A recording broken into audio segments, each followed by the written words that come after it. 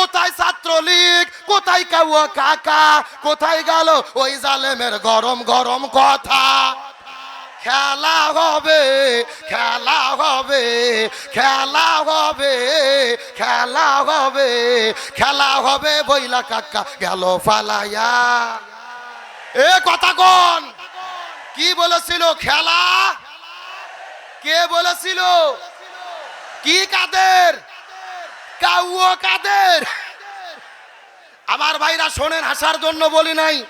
এই বাংলাদেশে জনগণের মনকে সবচাইতে বেশি অতিষ্ঠ করেছিল এই ওবায়দুল কাদের। আমরা যতটুকু জেনেছি দেশ তিনি এখনো ছাড়তে পারেনি। আপনাদের যশোরেই নাকি তিনি পালিয়ে আছে। আমরা বলতে চাই সবার ক্ষমা আছে, কিন্তু ওবায়দুল কাদেরের ক্ষমা নাই। একে বিচারের আওতায় আনতেই হবে। কথাগণ ঠিক কিনা? মন্ত্রীরা সব কোথায় গেল, কোথায় কাদের কাকা? তাদের সারা দেশটা আজও লাগে ফাঁকা ফাঁকা। এই গান লিখেছে আপনাদের কৃতি সন্তান। আজকের মাহফিল যিনি আপনার আয়োজন করেছেন আমাদের প্রিয় ভাই কবির বিন সামাদ, আল্লাহ তাকে দিনের জন্য কবুল করুক, বলেন আমিন। তিনি কিন্তু বহুমুখী প্রতিভার অধিকারী। তিনি যেরকম অভিনয় করতে পারে, যেরকম আলোচনা করতে পারে, আবার ওই রকম ইসলামী সঙ্গীত তিনি গাইতে পারে। এই জন্য আপনাদের রত্নকে হিংসা করবেন না, ভালোবাসা দেবেন, তাকে আগলিয়ে রাখবেন। ভালোবাসা দিয়ে কাছে টানলে তাকে দ্বারা দিনের খেদমত পাওয়া সম্ভব। তিনি এই গানটি লিখেছে। আমি কি দুই কলি বলবো? জোরে বলেন, বলবো। মন্ত্রীরা সব কোথায় গেল, কোথায় কাদের কাকা? তাদের সারা দেশটা এখন লাগে ফাঁকা ফাঁকা। পালাবো না, পালাবো না, যাই না কবু দেখা। তাদের জন্য দেশটা আজও লাগে ফাঁকা। এ শূন্যস্থান পূরণ বোঝেন না? লাগে ফাঁকা। আরো জোরে, লাগে ফাঁকা। ও বলেছিল পালাবো না, প্রয়োজনে ফখরুলের বাসায় যাব। ঠিক আছে, কিন্তু খেলা যখন শুরু হলো খুঁজে পাওয়া গেল মির্জা ফখরুল ইসলাম আলমগীর, একটা মার্জিত মানুষ। উনি গত কয়েকদিন আগে সাংবাদিকদেরকে বলেছে, কোথায়? আমি তো ঘরের দরজা খুলে রেখেছিলাম, উনি তো আর আসলেন না। পালাবো না, পালাবো না, যাই না কবু দেখা। তাদের সারা দেশটা আজও লাগে ফাঁকা। আইন মন্ত্রী আটকে গেল আইনেরও ফাঁকে। দাড়ি সারা দরবেশটারে ভণ্ড ভণ্ড লাগে। আইন মন্ত্রী আটকে গেল আইনেরও ফাঁকে। দাড়ি সারা দরবেশের ভণ্ড ভণ্ড লাগে। শুনছি কত নেতা নেত্রী খাইতেছে ভাই ডান্ডা। বিচারপতি কালা মানিকের ফাটিয়েছে তাই আন্ডা। এ কথা কোন? আমার বক্তব্য নয়, এটা মিডিয়ার সংবাদ। ওই দরবেশ বাবা বিশাল বড় দাড়ি ছিল, পালাতে গেছে আইন মন্ত্রীর সাথে করে নিয়ে নৌকাতে চড়ে। এখন কোস্টগার্ড আইন মন্ত্রী দেখে চিনতে পারছে, আইন মন্ত্রীকে ধরে ফেলেছে। আইন মন্ত্রী বলতেছে, ভাই আমাকে কেন ধরলেন? এই যে দরবেশ বাবাও আছে। আল্লাহ আকবার কোন? জামাতের কোন নেতা যদি ধরা পড়ে, বিএনপির কোন নেতা যদি ধরা পড়ে, এরা চাই আমার আর একটা ভাই যেন ধরা না পড়ে। আর ওরা চিন্তা করে ধরা পড়লে একা কেন মরবো, ওদের সাথে নিয়েই মরি। আর বিচারপতি কালামানিক ছেলেটে 15,000 টাকা দিয়ে নৌকো ঠিক করছে পার হওয়ার জন্য। কয় হাজার? এ জোরে কোন কয় হাজার? 15,000 টাকা দিয়ে নৌকো ঠিক করছে। তবে আল্লাহর কি খেলা, যাকে ঠিক করছে ও 15,000 টাকা খাইয়া ওই জনগণের হাতে ধরিয়ে দিয়েছে। এ সুবহানাল্লাহ কোন? তারপরে একেবারে এমন পিটানি দিয়েছে, কলার পাতার উপরে শুয়ে রাখছে। ছোট বাচ্চাকে যেই রকম খাতনা করে শুয়ে রাখে ওই রকম তাকে শুয়ে রেখেছে। আর ছেলেটা যাওয়ার পরে এমন গণধোলাই দিয়েছে, বিচারপতি কালামানিক আছে কিন্তু বিসি নাই। আইন মন্ত্রী আটকে গেল আইনেরও ফাঁকে। দাড়ি সারা দরবেশের ভণ্ড ভণ্ড লাগে।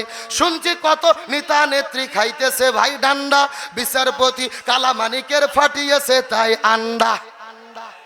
ওরে পলকেরও ঝলক গেল, পলকেরও ঝলক গেল থামিয়া নেটের চাকা। তাদের সারা দেশটা আজও লাগে ফাঁকা ফাঁকা। তাদের সারা দেশটা আজও লাগে ফাঁকা। কই গেল সেই সংসদেতে মমতাজের গান? কোথায় গেল হযরত বলা শামীম ওসমান? আরো ধরে বলেন, কই গেল সেই সংসদেতে মমতাজের গান? কোথায় গেল হযরত বলা শামীম ওসমান? ইনু মিনুন দীপু মনি আছে কারাগারে, পাপ করিলে পাপ কখনো ছাড়ে কি আর তারে? ইনু মিনুন দীপু মনি আছে কারাগারে, পাপ করিলে পাপ কখনো ছাড়ে কি আর তারে? আরে কোথায় গেল স্পিকারের দৃষ্টি আঁকা বাঁকা? তাদের সারা দেশটা আজও লাগে ফাঁকা ফাঁকা, তাদের সারা দেশটা আজও লাগে ফাঁকা। কোথায় গেল আরাফাত আর ব্যারিস্টার সুমন? কথা বলার সময় তারা করেনি ওজন। কোথায় গেল আরাফাত আর ব্যারিস্টার সুমন? কথা বলার সময় তারা করেনি ওজন। মুরগি কবির সারিয়ার সারে জানি না কোথায় আছে, গোপনে কি তারাও গেল মোদি দাদার কাছে? আরে কোথায় গেল এস আলমের কোটি কোটি টাকা? তাদের সারা দেশটা আজও লাগে ফাঁকা, তাদের সারা দেশটা আজও লাগে ফাঁকা ফাঁকা। কথা বলেন ঠিক কিনা? তাহলে চিৎকার করে বলেন আবু জেলদা কয়টা কাজ করবে? আরো জোরে বলেন। আমার প্রিয় বন্ধুগণ, মুসলমান ভাইরা গভীর মনোযোগ। এক নম্বর, তারা জেলখানায় বন্দি করবে। দুই নম্বর, তারা হত্যা করে জমিন থেকে বিদায় করে দেবে। আর তিন নম্বর কাজ হলো, এই জমিনের মধ্যে যাদের জনপ্রিয়তা বেড়ে যাবে, এই জমিনের দিন প্রতিষ্ঠার কথা বলবে, এই জমিনের মধ্যে হক কথা বলবে, কোরআন প্রতিষ্ঠার কথা বলবে। প্রথম নম্বর, তিন নম্বর কাজ হলো লিইয়ুখরিজুকা, তাদেরকেই তারা দেশ থেকে বের করে দেবে। এই বাংলাদেশে গত 15 বছরে লক্ষ্য করে দেখেছি, আল্লামা সাঈদী জেলে বন্দী হওয়ার পরে সবচাইতে জনপ্রিয়তা যিনি অর্জন করেছে, আমাদের প্রিয় ভাই মিজানুর রহমান আল আজহারি। ওই আজহার ভাই জনপ্রিয়তা অর্জন করার কারণে তাকেও দেশের মধ্যে থাকতে জায়গা দেয় নাই, তাকেও দেশ থেকে মালয়েশিয়া যাইতে বাধ্য করা হয়েছে। এখান থেকে বোঝা গেল আবু জেল্লা তিনটা কাজ করবে। এক নম্বর, জেলে বন্দি করবে। দুই নম্বর, হত্যা করবে। তিন নম্বর, দেশ থেকে বের করে দেবে। এখন আমি আপনাদের জিজ্ঞাসা করি, বলেন তো দেখি, এই গত 16 বছরের ভেতরে এই তিনটা কাজ আবু জেল্লা করছে নাকি করে নাই? এ জোরে বলেন, করছে নাকি করে নাই? তার মানে বোঝা গেল 1400 বছরের আগের আবু জেহেল আর বাংলাদেশের ওই ডাইনি হাসিনা আবু জেহেল, এদের দুইজনের ভেতরে বিন্দু মাত্র কোনো পার্থক্য নাই। কিন্তু আবু জেহেল বিদায় নিয়ে চলে গেছে। আবু জেহেলের বাড়ি আছে না নাই? আবু জেহেলের বাড়ি কাল্লা বানাছে ইন্টারন্যাশনাল পায়খানা। আমরাও বলতে চাই, শেখ হাসিনা যে গণভবনে ছিল, ওই গণভবনকে জাদুঘর নয়, ওই গণভবনকেও পায়খানা বানানো দরকার। তার কারণ বাংলাদেশ যতদিন থাকবে, মানুষেরা যেন এদেরকে দেখে দেখে শিক্ষা নিতে পারে। আমি সর্বশেষ বলি, কোরআনের শাসন আমরা চাই কি চাই না? অনেকেই বলে কোরআনের শাসন যদি হয়, এই বাংলাদেশে হিন্দুরা নির্যাতিত হবে। কিন্তু বাংলাদেশ জামায়াত ইসলাম, ইসলামের ছাত্র শিবির, আপনার কওমি আলিয়া মাদ্রাসার ছাত্র জামাত বিএনপির ভাইরা প্রমাণ করেছে, এরা ক্ষমতায় গেলে হিন্দুরা নির্যাতিত হবে না, বরং ইসলাম যদি কায়েম হয় হিন্দুরা বেশি নিরাপদে থাকবে। তবে গতকালকে মিডিয়ার মধ্যে একটা ফেতনা ছড়ানো হয়েছে। অনেকে মিডিয়ার মধ্যে প্রচার করেছে যে জামাত ইসলামের হিন্দু শাখা। কি শাখা? ওরা প্রচার করতেছে হিন্দু শাখা।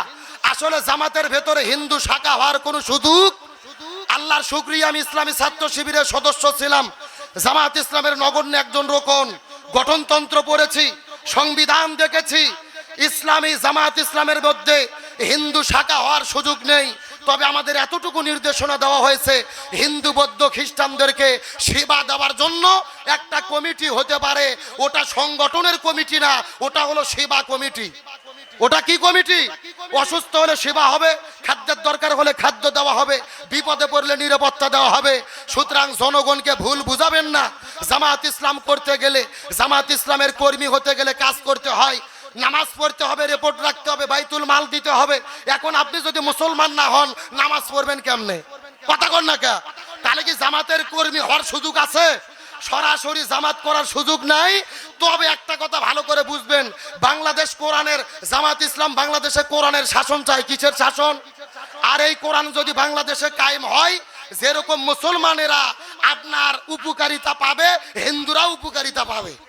তার কারণ কোরআন শুধু মুসলমানদের নয়, কোরআন হলো বিশ্ব মানবতার মুক্তির দিশারি। সুতরাং হিন্দুরা যদি মনে করে জামাত ইসলাম ক্ষমতায় যাক, কোরআন দিয়ে বাংলাদেশ চলুক, আমরা নিরাপদে থাকবো, কোরআন বলেছে লা ইকরাহা ফিদ্দিন, দিন সম্পর্কে জবরদস্তি নাই, তারা শুভাকাঙ্ক্ষী হতে পারে কিন্তু সরাসরি জামাত করতে পারে। সুতরাং মিডিয়ার ভাইদেরকে বলবো বিভ্রান্ত করবেন না, আর কালার করার চেষ্টা করবেন না। মুসলমান ইমানদারেরা জামাত শিবিরকে ভালোবেসেছে, এই ভালোবাসা নিয়েই এই বাংলাদেশে একদিন তারা কোরআনের বিজয় করবে ইনশাআল্লাহ। ওই কোরআনের বিজয় আমরা চাই কি চাই না? আল্লাহ তাআলা কবুল করুক, বলেন আমিন। এখন আপনাদের শেষ কথা, আজকের এই মাহফিল হওয়াতে আপনারা খুশি না বেজার? কবির বিন সামাদ ভাই এই মাহফিল করেছে, খুশি না বেজার? আমার মনে বলে যশোর জেলাতে এত বড় আয়োজন আপনারা কখনো দেখেননি। এত বড় বড় বক্তা এখানে আসবে, এই মাহফিলটা সামনের বছরও হোক, আমরা চাই কি চাই না? কিন্তু আপনারা জানেন এই মাহফিলটা এক সপ্তাহ আগে আপনার ডেট ছিল, কিন্তু যে কোনো কারণে করা সম্ভব হয়নি। হিন্দুদের পূজা ছিল, আমরা উদার মন মানসিকতা দেখাইয়া আমরা নিজেরা মাহফিল বন্ধ করেছি তাদের নিরাপত্তা দেওয়ার জন্য। আবার অনেকে ফতুয়া দেয় যে জামাত নাকি ইসলামী দল, হিন্দুদের মন্দির কেন পৌরা দিচ্ছে, ইসলাম তো মন্দিরের সঙ্গে সম্পর্ক নাই। একটা কথা ভালো করে বুঝবেন, জামাত বিএনপির ভাইয়েরা মন্দির পৌরা দেয় নাই, স্বৈরাচারের ষড়যন্ত্রকে পৌরা দিয়েছে। তার কারণ ওরা ষড়যন্ত্র করেছিল নিজেরাই মন্দির ভেঙে জামাত বিএনপিকে দোষ চাপাবে। এই জন্য আমরা মাহফিল বন্ধ করেছি, আজকে আবারও করেছি। অবশ্যই এই জন্য ভালো হয়েছে, তখন বক্তা ছিল কম, এখন বক্তা হয়েছে বেশি, আলহামদুলিল্লাহ কোন। তবে ভাই আপনারা খুশি হলে কি হবেন, কবির বিন সামাদ ভাই তো কালেকশন করেনি, দুইবার মাহফিল করতে গিয়ে প্রচুর খরচ তার হয়েছে। আগামীকালকে আবারও মাহফিল আগামী বছর করবে, খরচার দরকার আছে না নাই? এই মাহফিল সামনের বছর আবারও হোক, চান কি চান না? কারা কারা চান হাত উঠান তো দেখে, লিল্লাহি তাকবীর, চিৎকার করে বলেন ইয়া রাব্বাল আলামিন।